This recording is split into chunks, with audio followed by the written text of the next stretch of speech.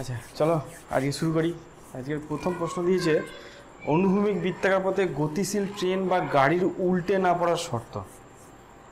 ঠিক আছে, তো কীরকম জিনিস, মনে করো কোনো একটা 4 চাকা গাড়ি সেটা টার্ন নিচ্ছে, ঠিক আছে, তো তুমি টার্ন নেওয়ার সময় যদি খেয়াল করো তার যদি একটা চাকা, সেই একটা চাকা কিন্তু এরকম করে বেঁকে যাবে, ঠিক আছে। যদি খুব জোরে এরকম টার্ন নেয় তাহলে তার এই দিকের যে চাকাটা থাকবে সেই চাকাটা কিন্তু এরকম উঠে যেতে পারে কোনো কারণে, যদি স্পিডটা খুব বেশি থাকে। তো এইটা উঠে যাবে না, তার শর্ত কি আমাকে বার করতে হবে, বুঝতে পারা গেছে। এরকম করে যাচ্ছে, তার এই দিকের চাকাটা সাধারণত কিছু হয় না। আমরা দেখবো আজকে প্রশ্নের মাধ্যমে যখন সলভ করবো, এই প্রশ্নটা যে সলভ করবো তখন দেখবো যে এই দিকের চাকাটা কিছু হয় না, কিন্তু এই দিকের যে চাকাটা আছে সেই চাকাটা কিন্তু উঠে যায় 4 চাকা গাড়ির ক্ষেত্রে। তো সেটা কি হয়, কি করলে সেটা উঠবে না, সেইটাই আজকে আমরা বার করার চেষ্টা করবো। তো মনে করো এরকম একটা সার্কুলার কোনো রাস্তা আছে, সেই রাস্তার মধ্যে এখানে একটা গাড়ি, এটা গাড়ির দুটো চাকা, ঠিক আছে, দুটো চাকা, এইটা মনে করো আমাদের গাড়িটা, এটা গাড়িটা, ঠিক আছে, এরকম একটা গাড়ি, সেই গাড়িটা টার্ন নিচ্ছে, এটা হচ্ছে মুখ, ঠিক আছে, এটা হচ্ছে মুখ, গাড়িটা টার্ন নিচ্ছে, এইটা পিছনের চাকা, সামনের চাকাটা দেখাবো বলে আমরা এরকম করলাম, যা হোক একটা আঁকা হয়েছে কিছু একটা। তো এই গাড়িটা যদি খুব জোরে টার্ন নেই তাহলে জায়গাটার এই দিকে যে চাকাটা আছে সেই চাকাটা কিন্তু ওপর দিকে উঠে যাবে। এই দিকে চাকাটা এখানে আছে, এইখানে বুঝতেই পারছো যে এখানে দুটো চাকা এখানে আছে, সেই চাকাটা যদি খুব জোরে টার্ন নেয় তাহলে কিন্তু সে এই চাকাটা উঠে যাবে, এবং তার কি শর্ত সেইটাই আজকে আমরা বার করব, ঠিক আছে। তো দেখো এইটা যদি মিডিল ভর কেন্দ্র হয়, এটা যদি ভর কেন্দ্র হয় তাহলে ভর কেন্দ্র দিয়ে অপকেন্দ্র বল এই দিকে কাজ করছে, যার মান হচ্ছে mv²/r, যেখানে আরটা হচ্ছে বৃত্তপথের ব্যাসার্ধ আর ভিটা হচ্ছে গাড়িটার বেগ। এবং যেহেতু অপকেন্দ্র বল এইদিকে কাজ করছে, যারা চাকাটা এই দিকে হর করার চেষ্টা করছে, তাহলে এই দুটো চাকার উপরেই ঘর্ষণ বল কিন্তু এই দিকে কাজ করছে। এই দিকে ঘর্ষণ বল ধরলাম F1 আর এইখানে ঘর্ষণ বল ধরলাম F2। ঘর্ষণ বল দুটো আলাদা হবে কারণ চাকা দুটোতে রিয়াকশনটা আলাদা।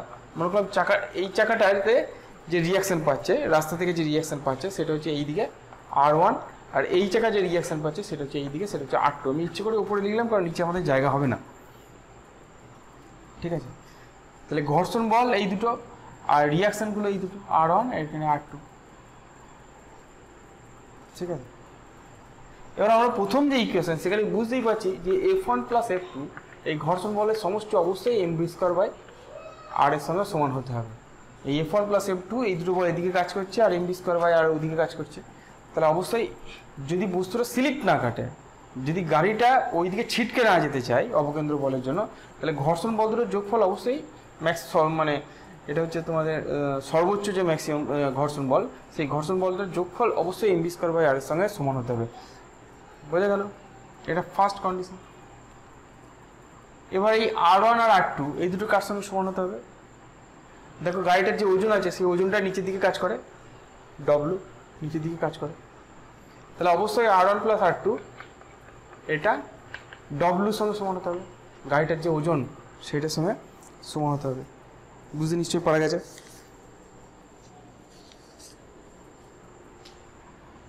বা আমরা এটাকে mg হিসাবে লিখতে পারি, ঠিক আছে। এবার আমরা এই যে ভর কেন্দ্রের সাপেক্ষে যতগুলো বল কাজ করছে সেই বলের ভ্রামকটাকে 0 পুট করব, ঠিক আছে।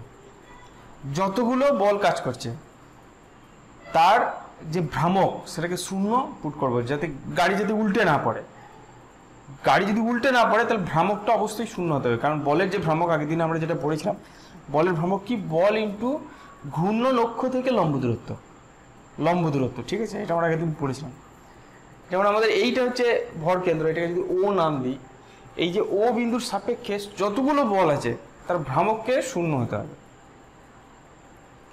এবার আমরা মনে রাখবো যে যদি ভ্রামক, কোনো বলের ভ্রামক ঘড়ির কাঁটার দিকে ঘোরায় কোনো একটা বিন্দুকে, তাহলে সেটাকে, সেই বলের ভ্রামকটাকে আমরা নেগেটিভ নেব। আর যদি ওই বিন্দুটাকে ঘড়ির কাঁটার বিপরীত দিকে ঘোরায় তাহলে আমরা সেটাকে পজিটিভ নেব, ঠিক আছে। যদি না দেখে থাকো, যদি না বলের ভ্রামক বুঝতে পারো, তাহলে আগের দিনের ভিডিওটা দেখে আসতে পারো। দেখো এখানে এই W বলটার কোনো ভ্রামক হবে না ও বিন্দুর সাপেক্ষে। আমি সব বলের ভ্রামকটা ও বিন্দুর সাপেক্ষে বার করবো, তাহলে ও বিন্দুর সাপেক্ষে W বলের ভ্রামক 0, তার কারণ W বলের সঙ্গে থেকে ও বিন্দুর লম্ব দূরত্ব 0।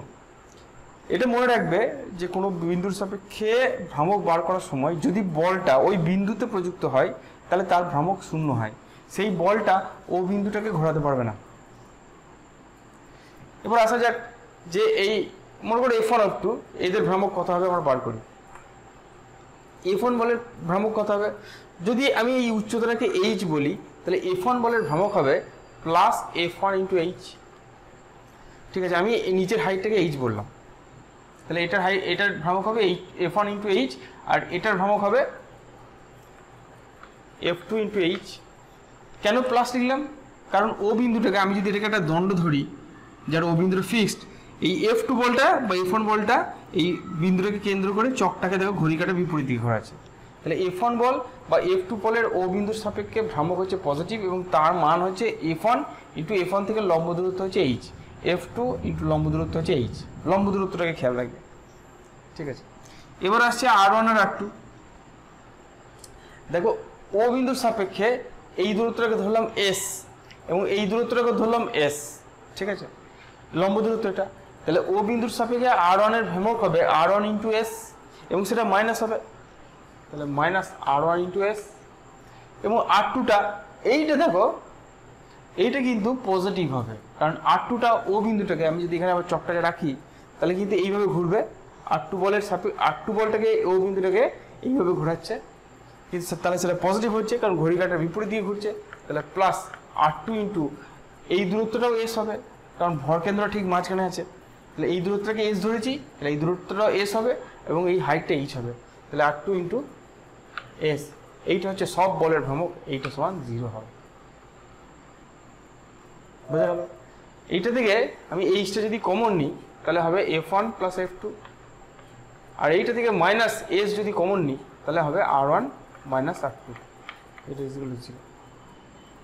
ঠিক আছে, এখন F1 প্লাস F2 মানে হচ্ছে mv স্কোয়ার বাই r, তাহলে এটা কি হবে mv square h by r is equal to s into R1 minus R2। তাহলে R1 মাইনাস R2 সমান কত হবে mv square h by r into s। এটা আমাদের সেকেন্ড ইকুয়েশন, এটা থার্ড ইকুয়েশন। ঠিক আছে, এটা আমাদের 1 নম্বর ইকুয়েশন, এটা আমাদের 2 নম্বর ইকুয়েশন। বুঝে গেল? এবার আমরা যদি 2 আর 3কে যদি সলভ করি, 2 আর 3কে যদি সলভ করি তাহলে R1 আর R2 পেয়ে যাব।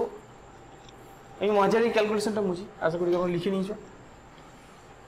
দেখো আমরা যদি 2 আর 3কে যোগ করি, 2 আর 3কে যদি যোগ করি তাহলে R2 R2 কেটে যাবে, তাহলে 2R1 সমান হবে, যোগ করছি ঠিক আছে, তাহলে 2R1 হবে mg plus mv square h mv square h by rs। তাহলে R1 সমান কত হবে,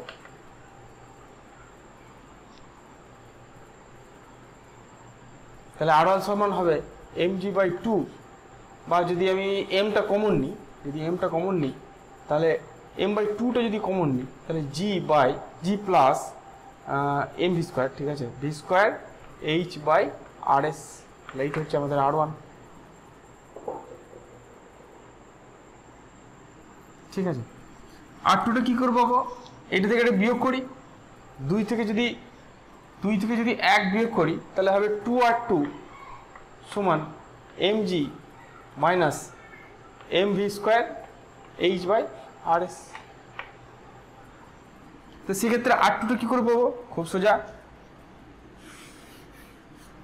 R2 সমান আমি পাবো m বাই 2, mটা কমন নিলাম, g minus mv square h by, আচ্ছা এখান থেকে mটা কমন নিয়েছি তাহলে v square h by rs পড়ে আছে। তাহলে এইটা হচ্ছে আমাদের R1, এইটা হচ্ছে R2, এই দুটোকেই বার করতে দেয়। ঠিক আছে, R1 R2। দেখুন R1টা কখনো 0 হতে পারে না, কারণ দুটো যোগফল হয়ে আছে, 0 হতে পারে না, কিন্তু R2টা 0 হয়ে যেতে পারে। যদি R2টা 0 হয়ে যায়, মানে R2টা যদি 0 হয়ে যায় তাহলে কিন্তু এই চাকাটা উপর দিকে ওঠার চান্স আছে। আবার যদি ভি স্কোয়ার এইচ বাই আর এসটা যদি জি এর থেকে বড় হয়ে যায় তাহলে R2টা আবার নেগেটিভ হয়ে যাবে, R2টা নেগেটিভ হয়ে যাবে নিচের দিকে কাজ করবে, তখন কিন্তু চাকাটা ছিটকে পড়বে। R1টা কিন্তু কখনো নেগেটিভ হবে না, বা জিরো হবে না, কিন্তু R2টা জিরো বা নেগেটিভ হয়ে যেতে পারে। যখনই নেগেটিভ হবে তখনই কিন্তু চাকাটা উল্টে পড়ে যাবে, কারণ তখনই লম্ব প্রতিক্রিয়া উল্টো দিকে কাজ করবে। তাহলে গাড়িটা উল্টে পড়বে না, তার শর্ত হচ্ছে যদি R2টা জিরো হয়, নেগেটিভ হয়ে গেলে উল্টে পড়ে যাবে। জিরো কখন হবে? যখন এই দুটো সমান হবে। অর্থাৎ উল্টে পড়বে না, তার শর্ত হচ্ছে G = V² H/RS, বা V² সমান কত হবে?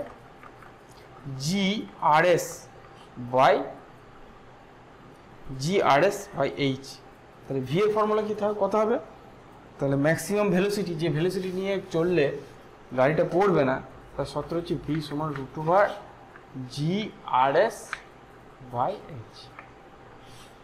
এইটাই হচ্ছে আমাদের শর্ত। তাহলে যদি এই বেগ নিয়ে পড়ে, ম্যাক্সিমাম যদি এই বেগ নিয়ে চলে, তাহলে গাড়িটা ঠিকঠাক চলবে এই প্ল্যাটফর্মে, এই সার্কুলার পথে। কিন্তু যদি ভিটা এর থেকে বেশি হয়ে যায়, তখন কিন্তু R2 মানটা নেগেটিভ হয়ে যাবে, তখন কিন্তু এই চাকাটা উপর দিকে উঠে যাবে। হয়তো প্রথম দিকে পড়বে না, কিছু এরকম উঠে যাবে, কিন্তু যদি বেগ খুব বেশি হয় তাহলে কিন্তু পড়ে যাবে, এই চাকাটা এরকম পড়ে যাবে। ওরকম খুব মানে স্পিডে গতিশীল চার চাকার কোনো গাড়ি যদি কোনো বৃত্তাকার পথে এরকম খুব দ্রুত গতিতে যায়, তাহলে কিন্তু সে এরকম উল্টে যাওয়ার চান্স থাকে। ঠিক আছে, চলো আমরা নেক্সট দেখি। ভরকেন্দ্রের কিছু অঙ্ক আছে, আমরা পরপর করব।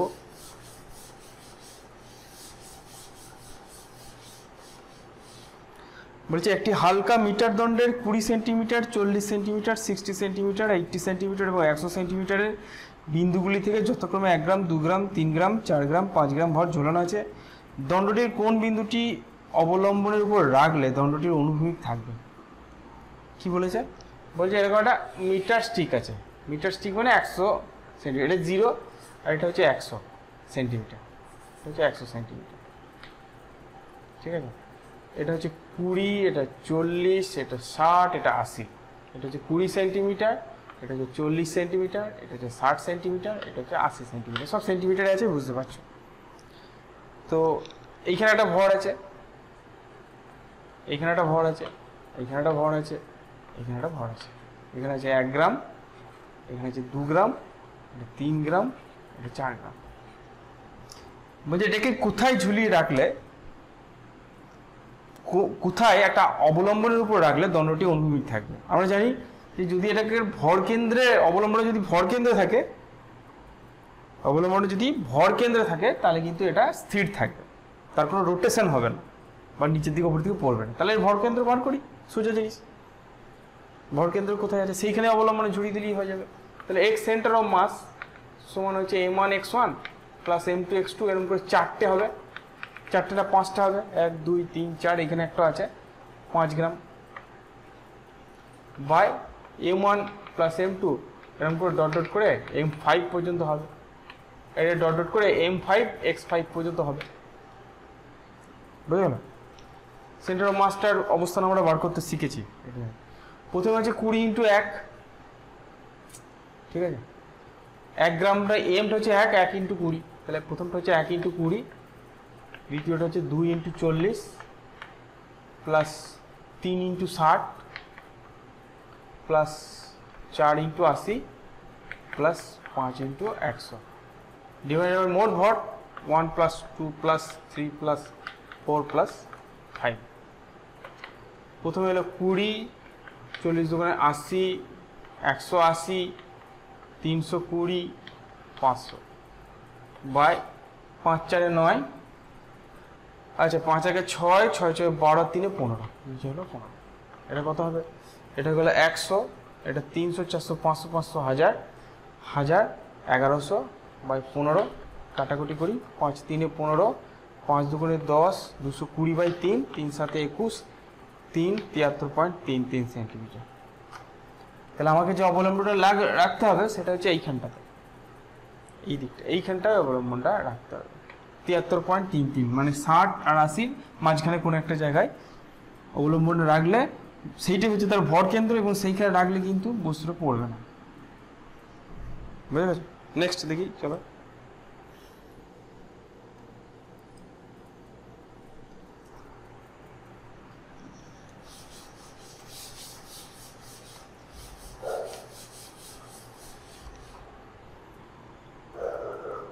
বলেছে 10 মিটার লম্বা একটি দণ্ডের ভর 10 কেজি। দণ্ডটির এ ও বি দুটো ক্ষুরাধারের উপর বসানো হলো। দণ্ডটির এক প্রান্ত এ ক্ষুরাধার এবং অপর প্রান্ত বি ক্ষুরাধার থেকে 2 মিটার বাইরে আছে।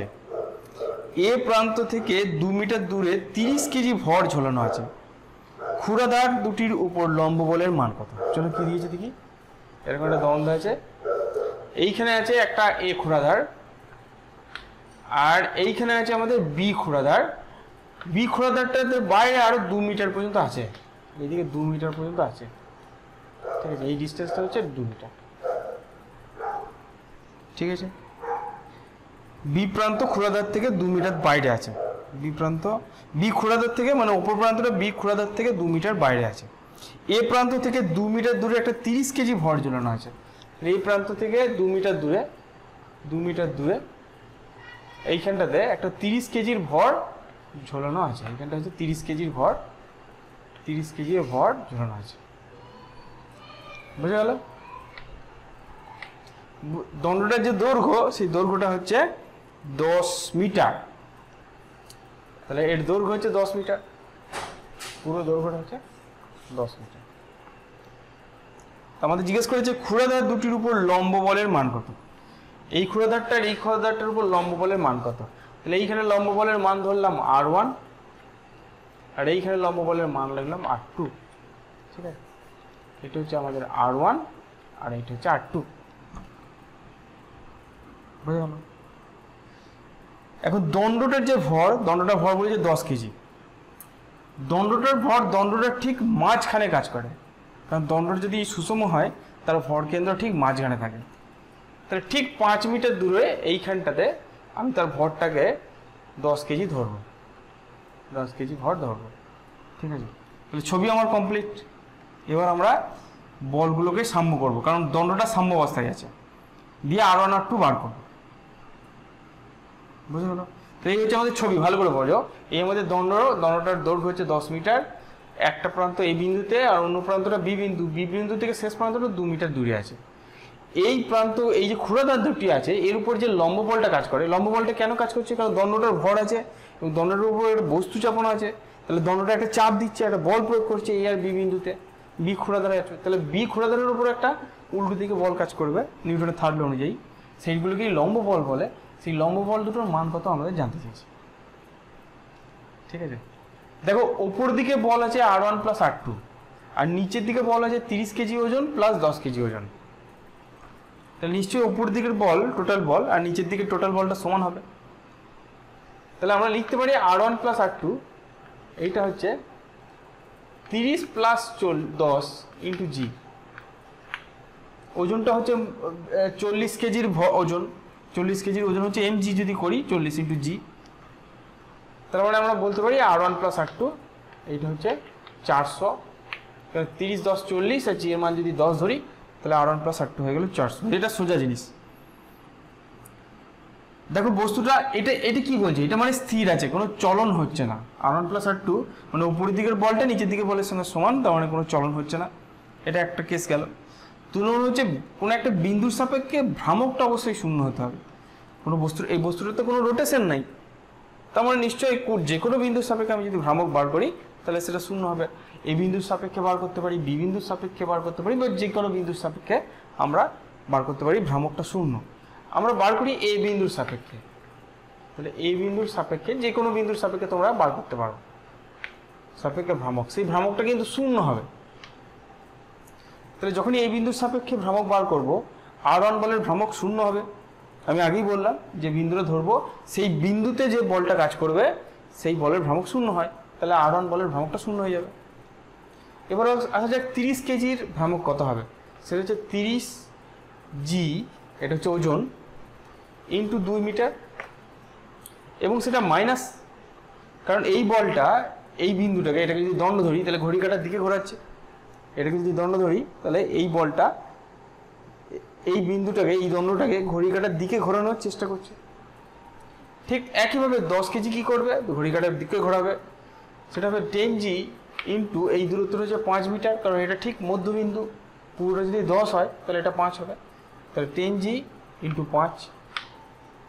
R2টা কী করবে, R2টা ঘড়ির কাঁটার বিপরীত দিকে ঘোরাবে এবং তার মান কত হবে R2 ইন্টু এই দূরত্বটা 8 হবে। পুরোটা যেহেতু 10 আর এটা 2, তাহলে এটা 8, তাহলে R2 ইন্টু 8, এটা সমান 0 হবে। এটা 300 ইন্টু 2, জির মান 10, তাহলে 300 ইন্টু 2 মানে 600, এটা 100 ইন্টু 5 মানে 500, তাহলে 500, 600, 1100, তাহলে 8R2 সমান হয়ে গেল 1100। ঠিক আছে, এটা দুটোই মাইনাস আছে, এই দিকে নিয়ে চলে এলাম বলে প্লাস হয়ে গেল 300, 600, এটা হচ্ছে 500, 500, 600, 1100, তাহলে R2 সমান কত হবে 1100/8। 4 দিয়ে যদি কাটি 4 দুগুণে 8, 4 দুগুণে 8, 3 আর 0, 4 7 28, 275, মানে 2 1 2, 3 দুগুণে 6, 7 দুগুণে 14, 137.5 নিউটন হচ্ছে R2। ঠিক আছে, তাহলে R1 কত হবে, অর্থাৎ R1 সমান হচ্ছে 400 মাইনাস R2, তার মানে 400 মাইনাস 137.5, 5 এ 5 এ 10, 7 আর 8, 2 এ 10, 7 থাকলে 1, 3 একে 4, 6 10, 7 থাকলে 1, 262.5 নিউটন। বুঝে গেল? তাহলে R1 ইজিলি আমরা বার করতে পারলাম। একটু ঠিকঠাক ক্যালকুলেশন করবে, কোনো কঠিন অসুবিধা হবে না আশা করি। চলো নেক্সট দেখি।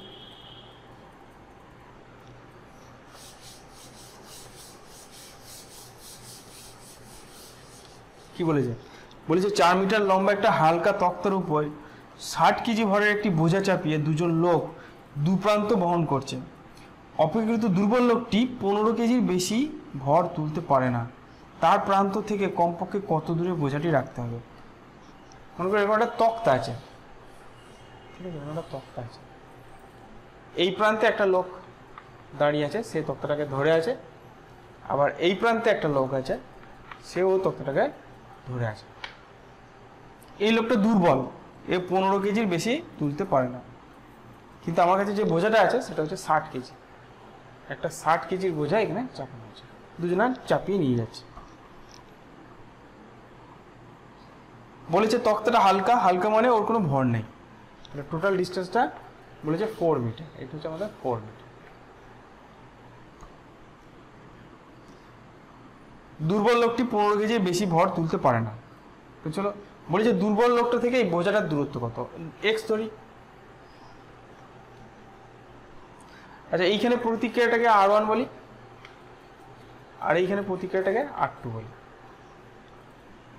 আর এইখানে তো 60G কাজ করছে। যেহেতু দণ্ডটা কোনো ভর নেই, হালকা বলে দিয়েছে, অতএব তার ভরটা বাদ দিলাম। আমাকে বলেছে R2টা 15 কেজির বেশি হবে না, তাহলে R2 মান হচ্ছে 15G। R2 তো বল বার করতে কি করে, 15 ইন্টু G, তাহলে 150 নিউটন। বুঝে গেল? R2টা পেয়ে গেলাম। এবার আমরা যেহেতু তক্তাটা স্থির আছে, এই দণ্ডটা স্থির আছে, তাহলে এই বিন্দুর সাপেক্ষে এটাকে আমি এই বিন্দু বললাম, এটাকে A বললাম, এটা B বললাম, এটাকে C বললাম। তাহলে এই বিন্দুর সাপেক্ষে ভ্রামক 0 হবে। তাহলে এই বিন্দুর সাপেক্ষে ভ্রামক বার করি। এই বিন্দুর সাপেক্ষে ভ্রামক বার করি। প্রথমত R1 এর জন্য এই বিন্দুতে কোনো ভ্রামক হবে না, আমি ওই জন্যই চয়েস করছি যাতে R1 এর ভ্রামকটা 0 হয়, ওই জন্য আমি এই বিন্দুটাকে চয়েস করলাম। আমি ইচ্ছে করলে B বিন্দুর সাপেক্ষেও বার করতে পারতাম। এবারে 60 এর জন্য কত হবে, 60G। এই দূরত্ব যদি x হয়, এই দূরত্বটা 4 - x হবে, তাহলে এটা হবে 60G ইন্টু 4 - x। মাইনাস কেন হলো, কারণ এই দণ্ডটাকে 60G বলটা ঘড়ি কাঁটার দিকে ঘোরাতে চাইবে, ঘোরাবে না, ঘোরাচ্ছে না, কোন দিকে ঘোরাতে চাইছে সেটা বার করছি। যেহেতু ঘড়ি কাঁটার দিকে, ওই জন্য মাইনাস লিখেছি। তাহলে R2 বলটা ঘড়ি কাঁটার বিপরীত দিকে ঘোরাতে চাইলে, তাহলে প্লাস R2 ইন্টু 4 মিটার। R2টা আমরা জানি 150, তাহলে 150 ইন্টু 4, এইটা সমান 0 হবে। আর কোনো বল তো নেই। জি এর মান 10 যদি বসিয়ে দেয়, তাহলে 600 ইন্টু 4 - x ইজিক্যাল টু 600। এইটা এদিকে নিয়ে এলে -600 হয়, মাইনাসটা কেটে যাবে, তাহলে 4 - x ইজিক্যাল টু 1, তাহলে x ইজিক্যাল টু হবে 4 - 1, মানে 3 মিটার। তাহলে বোঝাটাকে এই লোকটা থেকে 3 মিটার দূরে রাখতে হবে। ঠিক আছে, এক্সটাকে এদিকে নিয়ে এলাম, 1টাকে ওদিকে নিয়ে গেলাম, তাহলে x ইকুয়াল টু 4 - 1 হবে। তাহলে বোঝাটাকে দুর্বল লোক থেকে 3 মিটার দূরে রাখতে হবে। তাহলে এখানে যে ওজনটা পড়বে, এখানে যে লম্ব বলটা পড়বে সেটা 15 কেজি ভরের বলের সঙ্গে সমান। 15 কেজি মানে তার ওজন হচ্ছে 150 নিউটন। জি এর মান যদি 10 ধরি। চলো নেক্সট দিকে।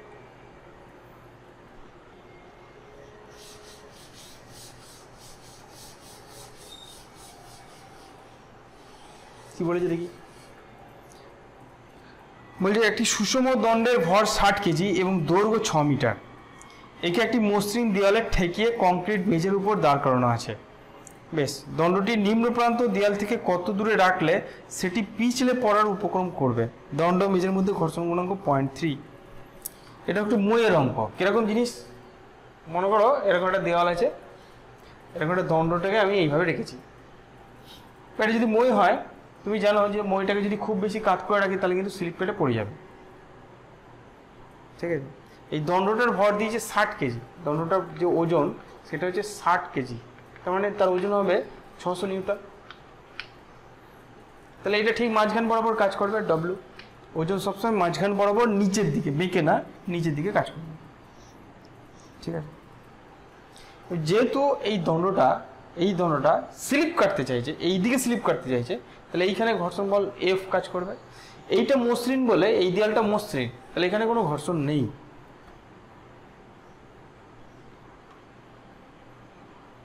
ঠিক আছে, বোঝা গেছে? এইখানে একটা লম্ব প্রতিক্রিয়া আছে, সেটাকে আমি বললাম R1, আর এইখানে একটা লম্ব প্রতিক্রিয়া আছে, সেটাকে বললাম আমরা R2। আমি এই মইটাকে নাম দিলাম AB, আর এইটাকে নিয়ে দিলাম O। ABটা আমাদের বলে দিয়েছে, ABটা হচ্ছে দণ্ডটার দৈর্ঘ্য এবং সেটাকে বলেছে 6 মিটার। আমাকে OA-টা কত জানতে চাইছে, মিউটা বলে দিয়েছে 0.3।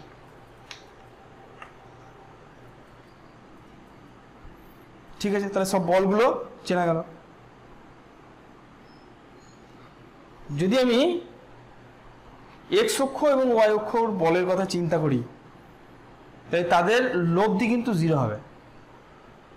আমি সেখান থেকে বলতে পারি এই R1টা ডব্লুর সঙ্গে সমান, R1 সমান ডব্লু, R1টা উপর দিকে, ডব্লুটা নিচের দিকে, তাহলে R1টা হবে 600 নিউটন। আর R2টা F এর সঙ্গে সমান, R2টা F এর সঙ্গে সমান। F মানে আমরা জানি মিউ R1, তাহলে F মানে মিউ R1, এটা আমরা জানি।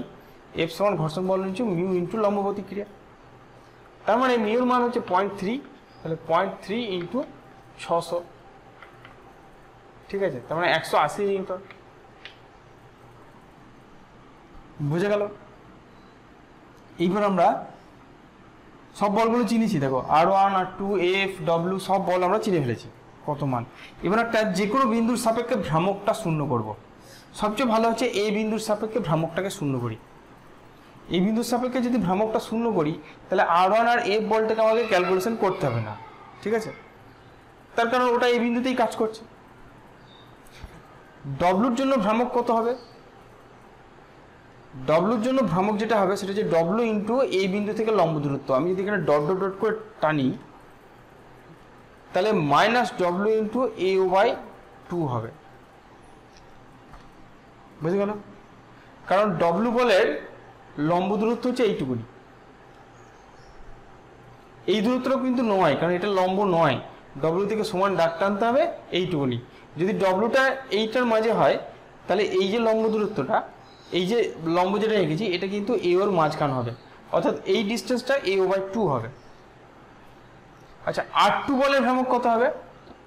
প্লাস হবে, প্লাস মাইনাসটা বলছি না, ঘড়ি কাটার দিকে এবং ঘড়ি কাটার বিপরীত দিকে। তাহলে R2 বলের ভ্রামক, R2 বলটাকে যদি এরকম বাড়াই, লম্ব দূরত্ব হচ্ছে এইটা লম্ব দূরত্ব মানে এইটা লম্ব দূরত্ব, তাহলে R2 ইন্টু OB হবে। এইটা সময় 0 হবে, আর কোনো বল নেই। R1 বলের তো ভ্রামক 0, F বলের ভ্রামক 0, কারণ এরা দুটোই এই বিন্দুতে কাজ করছে এবং আমরা এই বিন্দুর সাপেক্ষে ভ্রামকগুলো পুট করছি। ঠিক আছে, তাহলে আমরা লিখতে পারি R2 into OB is equal to W/2 into AO। তাহলে ওবি বাই এও সমান ডব্লু বাই 2r2। ডব্লুটা কত? ডব্লুটা 600, 2 ইন্টু r2টা কত? r2টা হচ্ছে 180। 0 0 কোয়ালটা কাটলাম, 6 দিয়ে যদি কাটি 10, 6 3 18, 2 5 10, তার মানে 5 3। তার মানে ওবি বাই এও সমান হচ্ছে 5 3।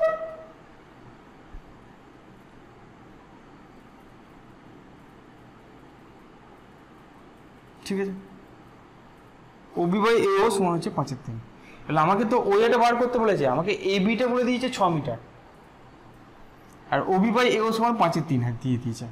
তাহলে আমরা অনেক উপায় আছে যেটা থেকে আমরা এই ওটাকে বার করতে পারি। তো চলো আমরা সেই রকম একটা প্রসেসে, যে কোনো একটা প্রসেসে বার করি। তো ধরলাম ওবিটা সমান 5x, তাহলে ও এর সমান হবে 3x। এখন আমরা এখান থেকে দেখতে পাচ্ছি যে ওবি স্কোয়ার প্লাস ও এ স্কোয়ার সমান হচ্ছে এবি স্কোয়ার, তাই তো? লম্ব স্কোয়ার প্লাস ভূমিক স্কোয়ার সমান অতিভুজ স্কোয়ার। ওবি স্কোয়ার মানে হচ্ছে 9x স্কোয়ার, ও এ স্কোয়ার মানে হচ্ছে, আচ্ছা ওবি স্কোয়ার মানে ভুল লিখলাম স্যার, ওবি স্কোয়ার সমান হচ্ছে 25x স্কোয়ার প্লাস ও এ স্কোয়ার হচ্ছে 9x স্কোয়ার, এবি স্কোয়ার মানে হচ্ছে 36। এটা করলে দেখো 34x স্কোয়ার হচ্ছে।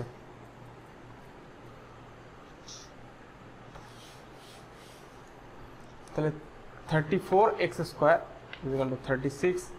x সমান হবে দেখো 6/√34। ঠিক আছে, x স্কোয়ার সমান হচ্ছে 36/34, তাহলে x সমান হবে 36/√6। এখানে যদি এরকম করি x স্কোয়ার সমান হচ্ছে 36/34, তাহলে x সমান হবে 6/√34। কিন্তু আমাকে চেয়েছে ও এটা, তাহলে ও এর সমান কত হবে? 3x। তাহলে 3x এর মান এত, তাহলে 18/√34। এটাকে যদি ক্যালকুলেশন করি তাহলে আমাকে বেরোবে 3.1 মিটার। বুঝা গেছে? চলো নেক্সট করি। এই ধরনের অঙ্ক আমি আরেকটা করি, আরেকটা দুটো তোমরা যদি নিজেরা করতে পারো দেখলে অঙ্কগুলোতে আর কঠিন লাগবে না। চলো নেক্সট করি।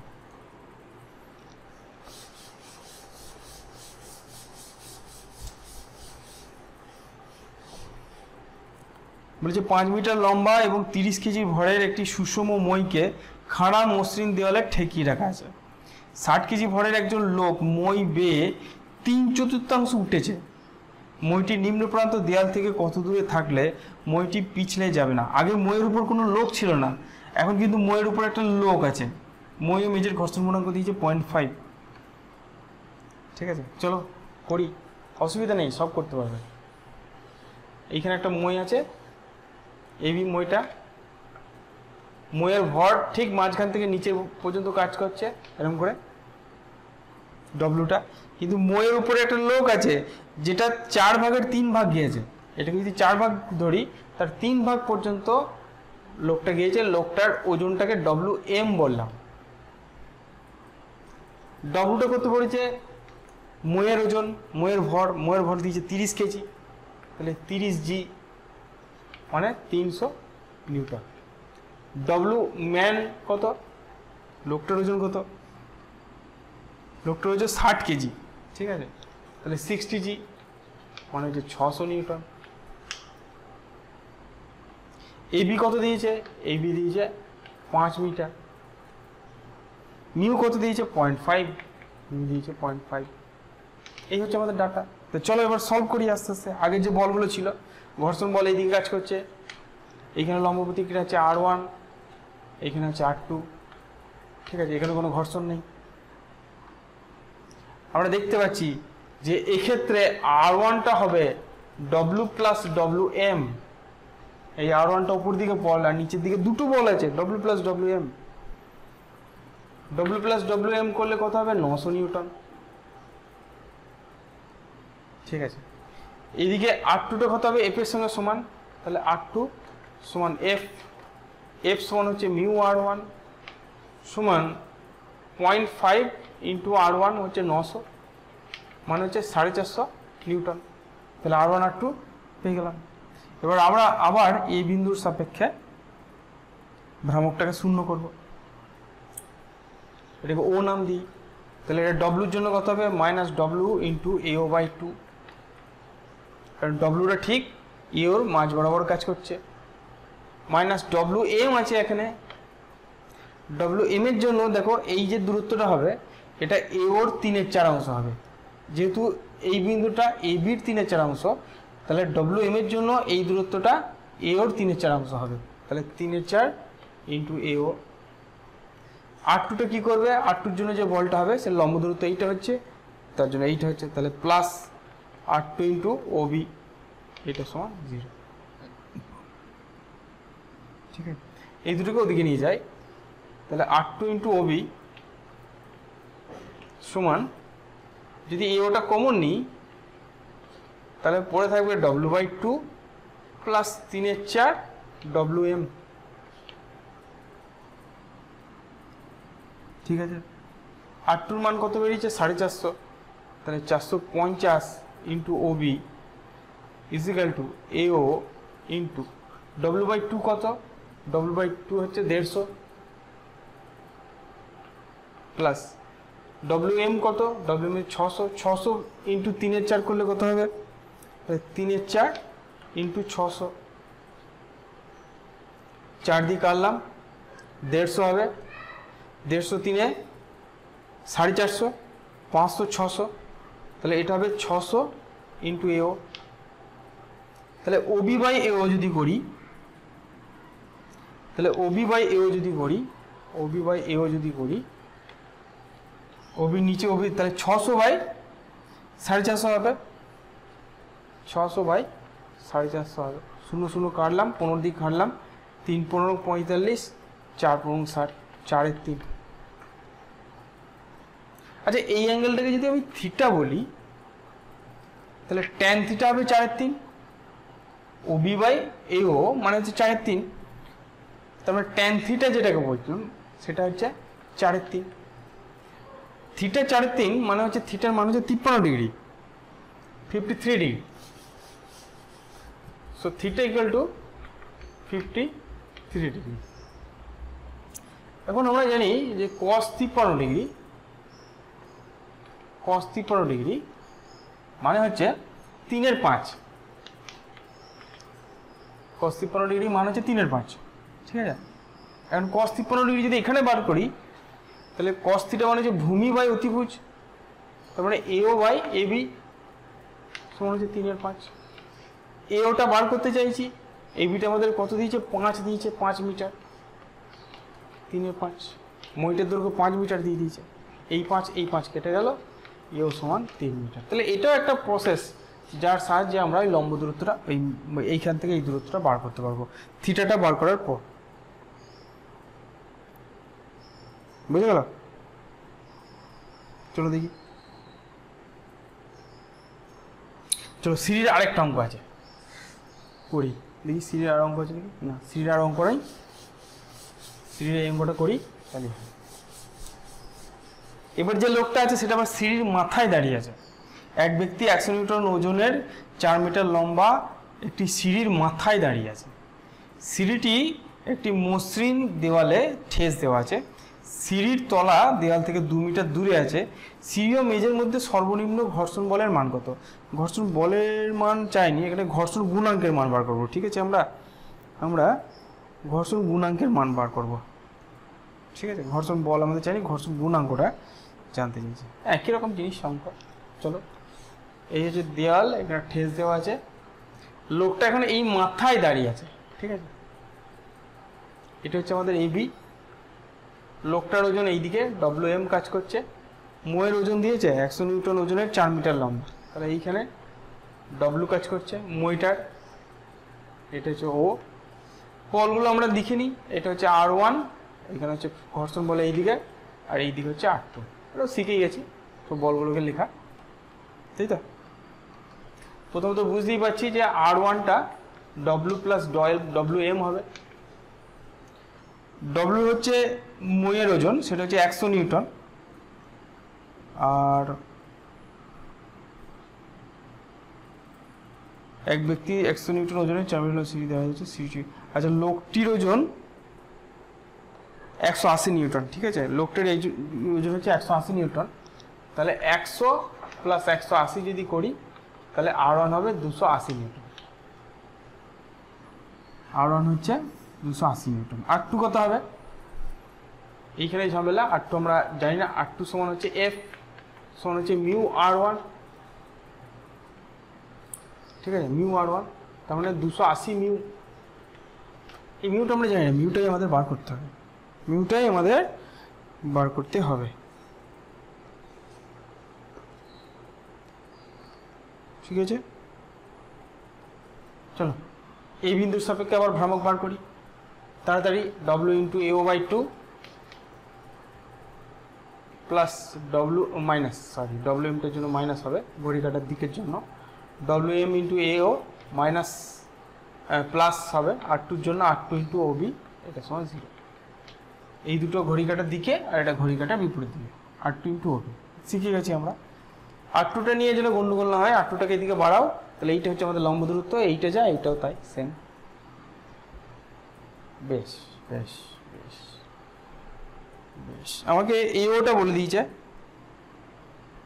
2 মিটার, এইটাকে বলে দিয়েছে আমাদের 2 মিটার AOটাকে, এইটাকে বলেছে 4 মিটার, তাহলে OB কত হবে?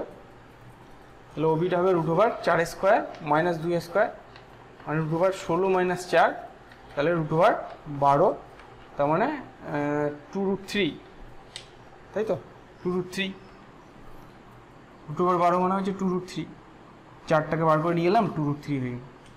তাহলে মানগুলো বসাই। W, আচ্ছা ডব্লুটা হচ্ছে 100, তাহলে minus 100 into AO by 2, AO by 2 মানে 1, তাহলে AOটা 2 মিটার, তাহলে 100 হয়ে গেল এটা, মাইনাস WM হচ্ছে 180, তাহলে 180 ইন্টু AO হচ্ছে 2, তার মানে 360 হয়ে গেল, প্লাস R2টা কত? R2টা হচ্ছে 280 মিউ, তাহলে 280 মিউ। OBটা কত? OBটা হচ্ছে 2√3, 2√3 ইকুয়াল টু 0। এই দুটোকে করলে কত হবে? 460 হবে। এই দুটোকে গুণ করলে কত হবে? 2 0 0 8 2 16 2 4 560 √3 মিউ ইকুয়াল টু হলো 460। তাহলে মিউ সমান কত হবে? মিউ সমান হবে 460 বাই 560 √3। তাহলে এটা করলে যেটা উত্তর আসবে সেটা হবে 0.47 মতন আসবে, ঠিক আছে। অ্যাকচুয়ালি অঙ্কটা করতে গিয়ে আমার একটা জায়গায় ভুল হয়েছে, মানে ভুল বলবো না, এই WMটা যেটা সেটা 180 নিউটন হবে না, এটা 800 নিউটন আছে, ঠিক আছে। তোমাদের বইয়ে যে দেখবে যদি এই অঙ্কটাই করা আছে সেখানে 180 নিউটনের জায়গায় 800 নিউটন ধরে করা আছে, তোমরা এটাকে 800 নিউটন ধরে করে নিতে পারো, দেখবি 0.55 মতন অ্যান্সার আসবে। প্রসেসটা সেম, শুধু আমাকে 180 নিউটনের জায়গায় 800 নিউটন বসাতে হবে, ঠিক আছে। ওকে, চলো নেক্সট দেখি। আচ্ছা, আমরা ভর কেন্দ্র তো পড়েছি, তাই না? ভর কেন্দ্র পড়েছি, কিন্তু আমাদের ভার কেন্দ্র জিনিসটা কি একটু জানতে হবে। ভার কেন্দ্র জিনিসটা কি? ভার কেন্দ্র মানে হচ্ছে কোনো বস্তুর মধ্যে এমন একটা পয়েন্ট যে বিন্দুর মধ্যে দিয়ে বস্তুটার ওজনটা কাজ করে, টোটাল ওজনটা সেইখান দিয়ে কাজ করে, ঠিক আছে। মানে এরকম একটা যদি শেপ হয় তাহলে ভার কেন্দ্র হচ্ছে এমন একটা পয়েন্ট, কারণ ওজনটা তো সব জায়গায় আছে, আমি এখানে দেখলে ওজন পাবো, এখানে ওজন পাবো, এখানে, কিন্তু ভার কেন্দ্র হচ্ছে বস্তুর মধ্যে এমন একটা ওজন, এমন একটা বিন্দু, সেই বিন্দু দিয়ে বস্তুটার ওজনটা কাজ করে। তাহলে এই ভার কেন্দ্রের অবস্থান আমরা কী করে বার করব? ভার কেন্দ্রের অবস্থান বার করা, সেন্টার অফ গ্র্যাভিটি CG যেটাকে বলে, সেটা হচ্ছে এই বস্তুটাকে অসংখ্য ছোট ছোট কণার সমষ্টি ধরতে পারি, যাদের ভর M1 M2 M3 এবং যাদের অবস্থান হচ্ছে x1 x2 x3, এবং যাদের প্রত্যেকটা বিন্দুতে জি এর মান আলাদা। ইন জেনারেল যদি জি এর মান আলাদা হয় না, এটা একটু কনসেপ্টে তোমাকে ধরে নিতে হবে। জি এর মান আলাদা কোন বস্তুর হতে পারে? যদি এই একটা চক ধরি, এই চকটার কিন্তু প্রত্যেকটা বিন্দুতে জি এর মান সেম হবে, কিন্তু এইটা যদি একটা পাহাড় দেখি, বিশাল বড় পাহাড়, তার কিন্তু এক প্রান্ত থেকে অন্য প্রান্তে যখন যাব জি এর মান চেঞ্জ হবে, কারণ পৃথিবীর সব জায়গায় জি এর মান কিন্তু একই নয়। পৃথিবীর কেন্দ্রে গেলে জি এর মান একই হয়, যত আমরা উপর দিকে উঠবো তত জি এর মান আস্তে আস্তে কমতে থাকে, এগুলো আমরা জানি। তাহলে কোনো বিস্তৃত বস্তু যদি হয় তাহলে কিন্তু তার প্রত্যেকটা পয়েন্টে জি এর মান সেম নয়। তাহলে এক্ষেত্রে এক্স সিজি যেটা হবে সেটা হচ্ছে m1 x1 g1 plus m2 x2 g2 plus dot dot divide by m1 g1 plus m2 g2 plus dot dot. যদি প্রত্যেকটা পয়েন্টে জি এর মান সেম হয় তাহলে সেক্ষেত্রে এক্স সেন্টার অফ গ্র্যাভিটি যেটা হয় সেটা হচ্ছে m1 x1 plus m2 x2 plus dot dot, zeta common নিয়ে নিয়েছি, এইখান থেকেও জিটা কমন নিয়ে নেবো, তাহলে m1 plus m2 plus dot dot সমান হচ্ছে এক্স সেন্টার অফ মাস। ঠিক আছে, কি করেছি, এইটা ওপরটা থেকেও জি কমন নিয়েছি, নিচেটা থেকেও জি কমন নিয়েছি, জিটা কেটে যাবে। যদি প্রত্যেকটা পয়েন্টে জি এর মান সেম হয়, তাহলে যদি কোনো বস্তু প্রত্যেকটা পয়েন্টে জি এর মান সেম হয় তাহলে তার সেন্টার অফ গ্র্যাভিটি, ভার কেন্দ্র এবং ভর কেন্দ্র একই পয়েন্ট। কিন্তু অ্যাকচুয়ালি যেখানে গ্র্যাভিটি নেই সেখানে কিন্তু ভার কেন্দ্রের কোনো অস্তিত্ব নেই, সেন্টার অফ গ্র্যাভিটির কোনো অস্তিত্ব নেই, কারণ সেন্টার অফ গ্র্যাভিটি ক্যালকুলেশন করতে গেলে জি দরকার। যেখানে জিটাই নেই সেখানে সেন্টার অফ গ্র্যাভিটির কোনো অস্তিত্ব নাই, কিন্তু সেখানে সেন্টার অফ মাস আছে। সেন্টার অফ মাস আর সেন্টার অফ গ্র্যাভিটি একই পয়েন্ট হতে পারে যদি জি এর মান বস্তুর ক্ষেত্রে সব জায়গায় একই হয়। ছোট বস্তুর ক্ষেত্রে সেন্টার অফ মাস এবং সেন্টার অফ গ্র্যাভিটি সেম জিনিস, কিন্তু যদি বড় বস্তু হয়, কোনো পাহাড়ের মতন একটা বড় বস্তু যদি হয়, তার কিন্তু সেন্টার অফ মাস এবং সেন্টার অফ গ্র্যাভিটি আলাদা পয়েন্ট হতে পারে। ঠিক আছে, তাহলে এটা হচ্ছে ভরকেন্দ্র এবং ভরকেন্দ্রের মধ্যে পার্থক্য। এবার সেটা যে বস্তুর সাম্য কয় প্রকার, বস্তুটির যে কোনো বস্তুর সাম্য 3 প্রকারে হয়। ঠিক আছে, 1 নম্বর হচ্ছে সুস্থির সাম্য। সুস্থির সাম্য, সুস্থির সাম্য মানে কোন বস্তুকে যদি সামান্য একটুখানি হেলিয়ে ছেড়ে দাও, যদি সে তার আগের অবস্থায় ফিরে আসে তাহলে সেটাকে বলবো সুস্থির সাম্য। যেমন মনে করো এরকম একটা ইট আছে, ঠিক আছে, ইটটাকে কী করলে তুমি এটাকে অল্প একটু তুললে দিয়ে ছেড়ে দিলে, ইটটা আবার তার আগের অবস্থায় ফিরে আসবে, খুব বেশি না, সামান্য একটু তুললে দিয়ে ছেড়ে দিলে সে তার আগের অবস্থায় ফিরে আসবে, তাহলে এটা হচ্ছে তার সুস্থির সাম্য। ঠিক আছে, 2 নম্বর হচ্ছে অস্থির সাম্য। অস্থির সাম্য, অস্থির সাম্য কি জিনিস, মনে করো একটা ইটটাকেই আমি এইভাবে রেখেছি, তাহলে ইটটাকে তুমি এইদিকে একটু ঠেলা মারো, সে কী হবে, ইটটার সঙ্গে সঙ্গে এরকম করে পড়ে যাবে, সঙ্গে সঙ্গে এরকম পড়ে যাবে। তাহলে কোনো বস্তুকে সামান্য একটু হেলিয়ে ছেড়ে দিলে যদি সে অন্য অবস্থায় চলে যায়, আগের অবস্থায় ফিরে না আসে, তাহলে সেটা হচ্ছে অস্থির সাম্য। আরেকটা সাম্য আছে, সেটা হচ্ছে নিরপেক্ষ সাম্য। নিরপেক্ষ সাম্য সেটা হচ্ছে কোনো বল তুমি যেভাবে রাখবে সেটা যদি সেইভাবেই থেকে যায় সেটা হচ্ছে নিরপেক্ষ সাম্য। মনে করো সামান্য একটুখানি ঘোরালে দিয়ে রেখে দিলে, হালকা করে রেখে দিলে, যদি গড়ার না থাকে তাহলে কিন্তু সেই অবস্থাতে রেখে যাবে, তাহলে এইটা হচ্ছে নিরপেক্ষ সাম্য, যেভাবে রাখানো কেন সে সেইভাবেই থেকে যাবে, নিরপেক্ষ। তাহলে এই 3 ধরনের সাম্য হয়। ঠিক আছে, কোনো মনে রাখবে যে কোনো বিস্তৃত বস্তু যদি সাম্য অবস্থায় থাকতে চায়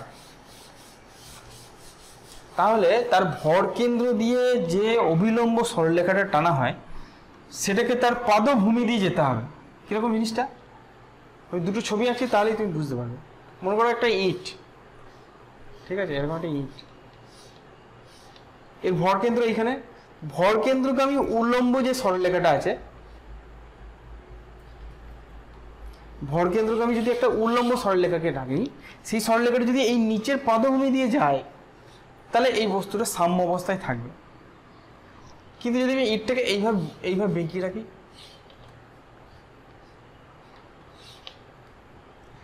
ভর কেন্দ্র দিয়ে যদি আমি একটু উল্লম্ব সরলরেখা টানি